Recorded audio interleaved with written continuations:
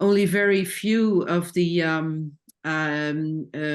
male breast cancers are in fact triple negative compared to female breast cancers. And now many of us have tried to find other targets for therapy, including immunotherapy. We looked for TILs, as you can see here in the figure on the right.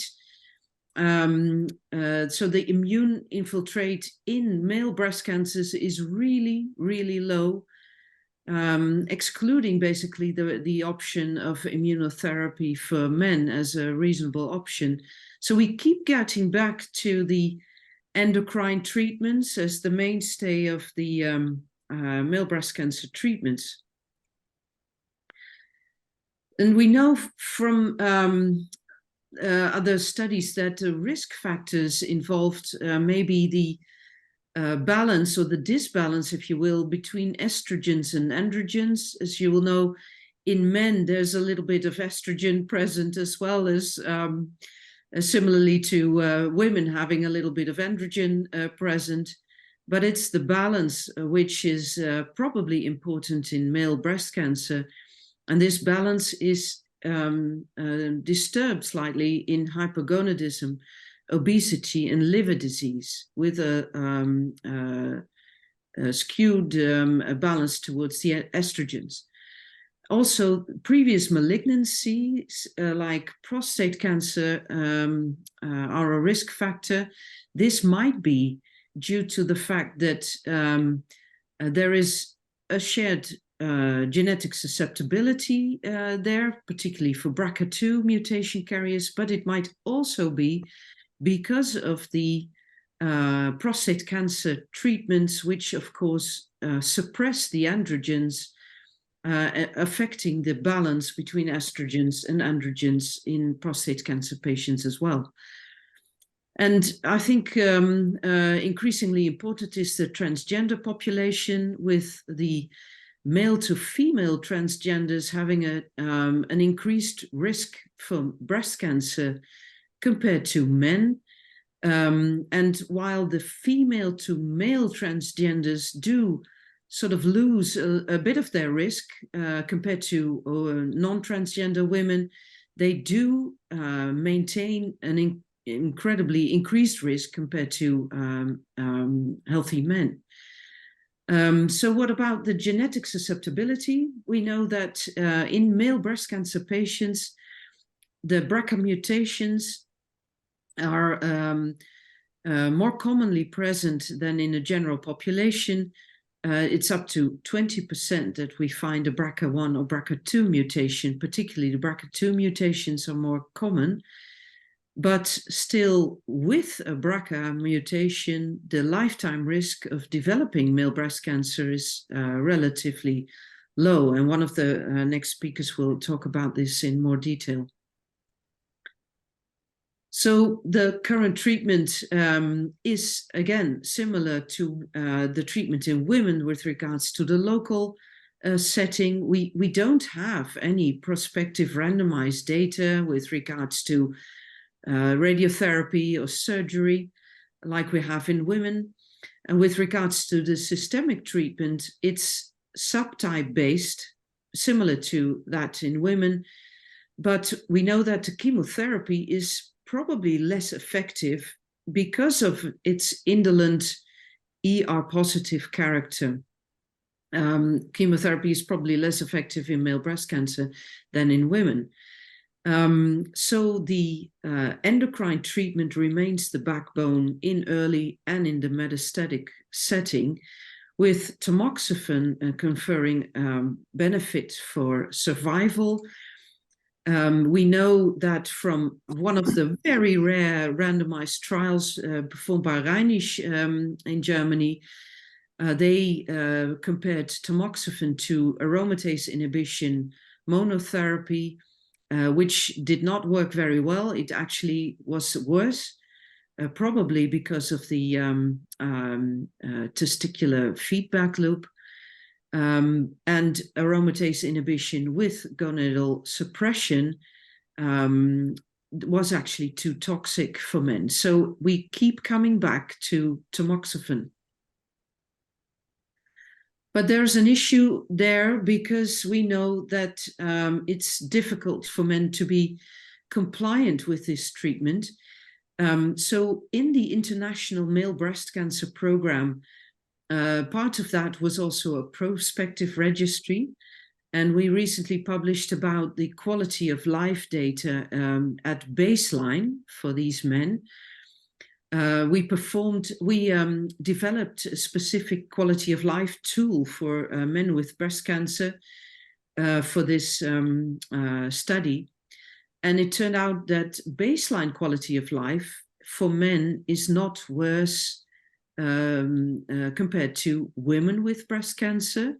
You can see that in the figure. The men with breast cancer at baseline, so this is prior to the starting of the treatment, is the green bar, and it's consistently higher, therefore better in this setting, than the pink bar, which reflects the women.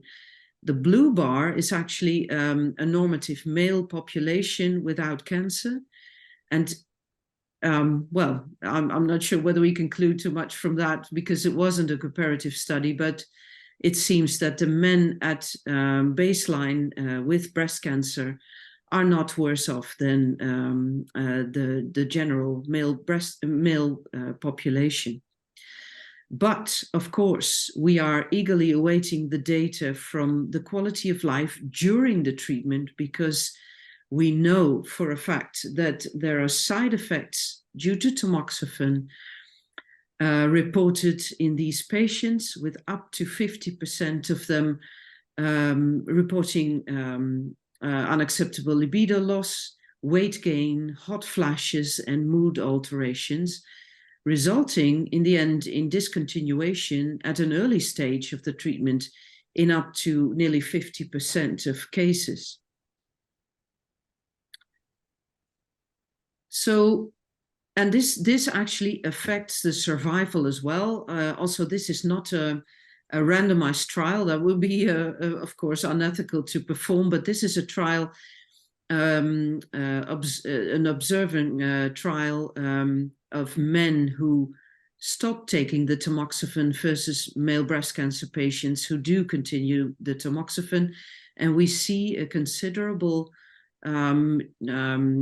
difference in 10-year survival rate between these two groups.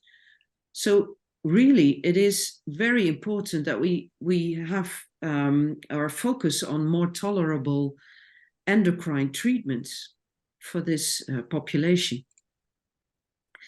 So what about the androgen receptor? Well, it's a steroid receptor, like the estrogen receptor and the progesterone receptor as well. It binds to hormone response elements within the nucleus of the cell, and it has thereby an effect on cell proliferation, on differentiation, and many other very important cellular processes. So what does the androgen receptor have as a consequence in breast cancer? It is in general related to good outcome. You can see that here in this figure on the left side.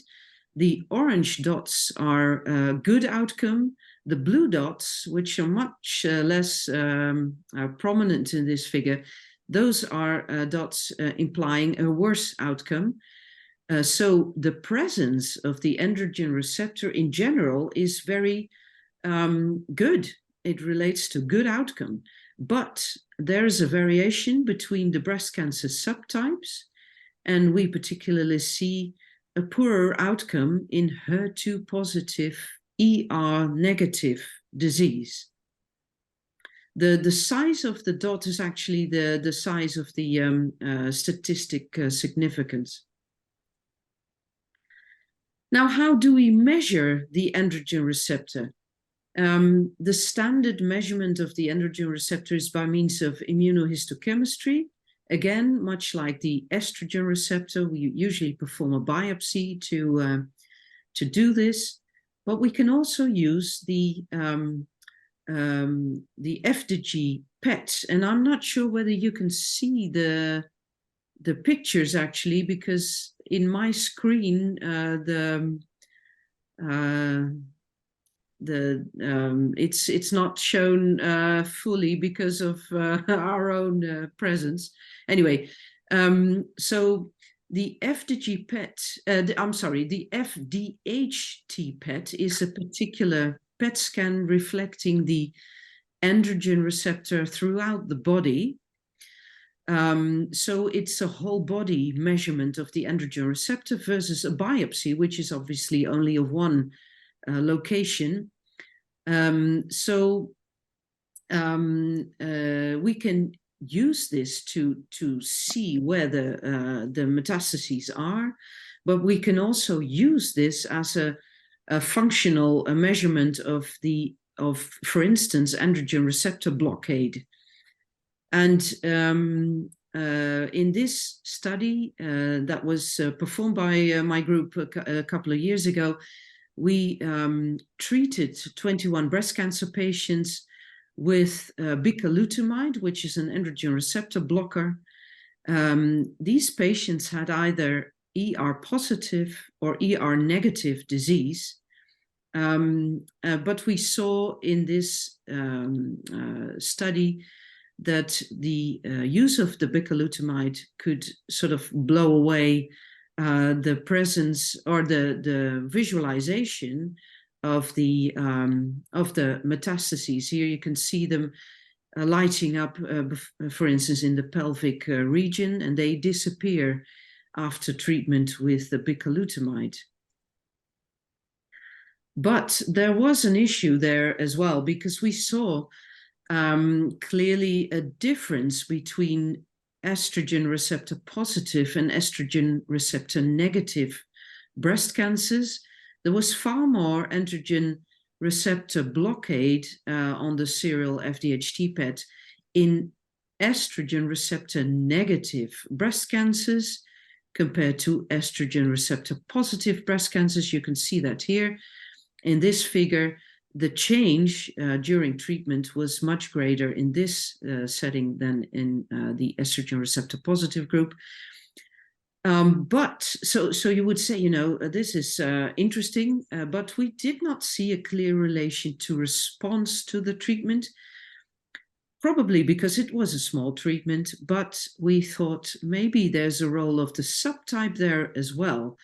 But at the moment, we did not really understand the role of the androgen receptor until this study was performed. And this is a very elegant preclinical trial with a mouse model in ER-positive disease, in which they used DHT, so testosterone, showing total ablation of tumor growth, essentially, particularly when added to tamoxifen. And the androgen receptor blocker, enzalutamide, actually stimulated tumor growth. So this was, in fact, for us, an explanation of that the subtype dependency of the androgen receptor. I'm sorry, Caroline. Whoever is not speaking, if you could please mute yourself. You're causing some type of static in the background.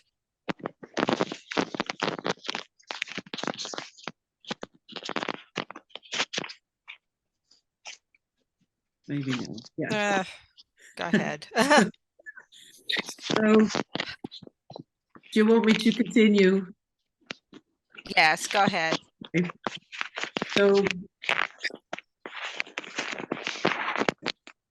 So this is important because we know now that in triple negative breast cancers, the androgen receptor acts as a tumor promoter, which should be blocked by androgen blockers like enzalutamide, bicalutamide, etc. But in ER-positive breast cancer, the androgen receptor acts as a tumor suppressor, doing exactly the opposite. So it should be activated. And we should use androgens, basically, to do that. So this is a totally new insight from a couple of years ago. So let's have a look. With this concept in mind, we retrospectively looked at all the studies that were performed without this, without this concept. A number of studies were performed worldwide. And in fact, looking back, I think we might conclude that they should be optimized for the best outcome, because we used AR blockade, for instance, in a trial which was published a number of years ago, using an aromatase inhibitor plus or minus enzalutamide. There was no difference between the groups, which is probably not unexpected with the insight that I just told you about. It was well tolerated, though. But in triple negatives, it did actually confer a clinical benefit rate of up to 33%. Whereas if we look at very old studies from the 60s, using androgens like testosterone or fluxomestrone, we saw in those studies a 20 to 40% clinical benefit rate, probably in ER-positive disease. We are not entirely sure. But so it was an effective treatment. These are the numbers that we would like to see in endocrine treatments. But it was completely abandoned at this stage, the androgens, because of the virilization in female patients. So it was never checked in male patients. It was in female patients that unacceptable virilization occurred, and so it was abandoned. Later, a study with enobosarm reported a clinical benefit rate of 30%. Enobosarm is kind of like a anabolic steroid. It is considered as such in Europe. It is actually registered for clinical use in the US, but we cannot use it in the EU. But it was well tolerated, and it did confer a clinical benefit rate of 30%. Another trial using tamoxifen and fluxomestrone showed a 20% higher response rate in the combined arm compared to tamoxifen alone, but again, in female patients, unacceptable virilization. So it was never taken any further. So we have these thoughts. We have a clear need, I think, to improve tolerability of endocrine treatment in male breast cancer patients, because we know, due to the poor tolerability of tamoxifen, male breast cancer patients stop taking the treatment more frequently than female patients, and they have a worse outcome. So we know also that tamoxifen plus AR activation, so with androgens added, is in fact effective, but it's unacceptably toxic in women. But in men with breast cancer, this combination could potentially improve tumor response, quality of life, compliance compared to standard tamoxifen. Duh. So the idea is, of course, quite clear, but is it safe to combine these two endocrine treatments? So we performed, still performing actually, the TNT safety trial in the Netherlands, in which we treat men with metastatic breast cancer with tamoxifen and testosterone. Now, this is a very small trial because, male breast cancer is rare, but metastatic male breast cancer patients are even more rare. So this is only a very small trial, 6 patients. We have now included 5. So far, we have not encountered any serious adverse events. We have had 1 temporary grade 1 anxiety reported, which might have been related to the testosterone. And despite the fact that this was not the endpoint of the study, because that was the safety, of course, all the men actually reported by themselves improved well-being. The urologists are concerned for PSA elevations, so we monitored that. We did not find any elevations. And in fact, in 3 out of our 5 patients, we saw stable disease or response, even a measurable response, as you can see here in the picture below. This is a liver disease, which is shrinking, surmounting to a clinical benefit rate of 60%, which is, this is a small trial, of course, but this is far beyond anything that we would have expected based on the previous data. And the men are doing really well. They like this treatment, huh? So let's think a little bit bigger. And what I've done, and Sherry is involved in this as well, we've written a grant application for an international trial, a follow-up trial for this safety trial, which is called the TNT2 trial. And we applied for a rare cancer grant in the Netherlands for European efforts in rare cancers. The goal is to prove efficacy. So we need a randomized study design, and you can see that here below. So this is a study in male breast cancer patients who are eligible for a curative operation, but will be treated prior to the operation with either tamoxifen as a standard treatment or tamoxifen and testosterone as the experimental treatment arm. And the primary endpoint is response measurement and the clinical response, toxicity, compliance, quality of life, cost efficacy, the pathological response rates, and even the longer term responses. Those are all the secondary responses.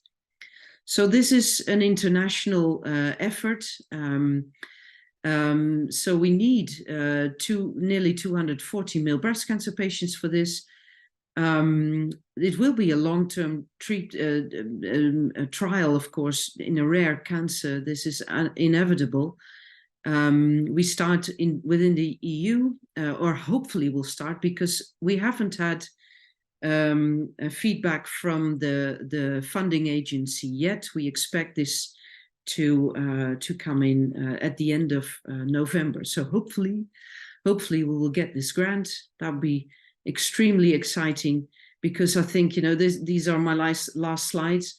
I think and all the speakers will, of course, emphasize this. We need the international collaboration to keep making steps forward in a rare cancer like male breast cancer. And I would really like to thank all the funding agencies, all the patients and the patient advocates, colleagues and collaborators with all the efforts that we are making so far. And I would like to show you this. Meanwhile, in Ravenna, in Italy, this is a little chapel in Ravenna in Italy. Every Saturday they have a mass there. So this is going on as we speak, so to say, in which people are praying for all the people suffering from cancer, their relations. They pray for the doctors and the staff taking care of the sick, and they pray for all the researchers so that they can find a remedy against this disease. And I think this is a very positive note to end this talk with. And I would really like to thank you for your attention. Thank you.